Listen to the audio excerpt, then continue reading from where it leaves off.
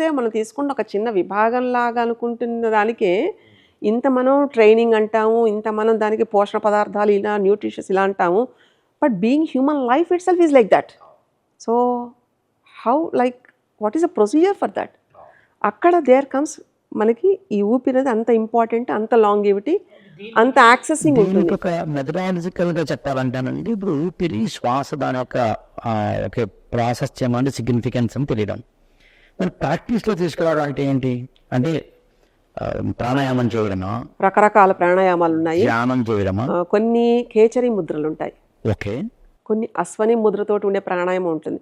ఇలా యోగాలో మీరు ఏది చేసినంటే మీ బాడీ ఎక్స్టెన్షన్ బట్టి బ్రెత్ హోల్డ్ ఎంతవరకు చేయగలిగితే మీ శరీరం అంత పటిష్టంగా ఉంటుంది. ఎన్ని రకాల ప్రాణాయామం ఉంటాయండి? ఒక్కొక్క సంహిత ఒక్కొక్కలా చెప్తుందండి. కానీ సిద్ధశాస్త్రం ప్రకారం గేరండ సంహిత ప్రకారం 114 రకాల ఈ ఆయమాలవి అంటాం.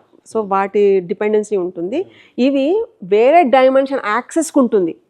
చాలామందికి ఇక్కడ తెలియని ఒక మర్మం ఏంటంటే, నువ్వు స్థిరంగా కూర్చుంటున్నప్పుడు యూనివర్స్ మీ దాంట్లోకి డీకోడింగ్ పంపిస్తున్నప్పుడు మీకు accessibility for the other dimensions కలుగుతుంది. అంటే మనకి పితృలోకాలు అంటాం, దేవలోకము, ఇలా ఇలా దేవలోకాల్లో అంటాం, వాటి యాక్సెస్ కూడా ఉంటుంది మనకి. కొంతమందికి ఈ డెప్త్ దాన్ని బట్టి ఆస్ట్రల్ ట్రావెలింగ్ ఉంటుంది. అంటే ఎస్, యోగ విద్యలో ఇది చాలా ఇంపార్టెంట్ పార్ట్ అండి. సో అంటే అక్కడికి వెళ్ళి ఏదన్నా ఒకటి కావాలి అనుకున్నాం అనుకోండి, ఇదివరకు ఇట్లా ఇది టికెట్ లేని ప్రయాణం అనమాట. దీనికేం టికెట్ అక్కర్లే, నువ్వు తిన్నగా కూర్చొని నీ బాడీ విల్ యువర్ ఇన్నర్ సూక్ష్మ శరీరం will get everything what you want.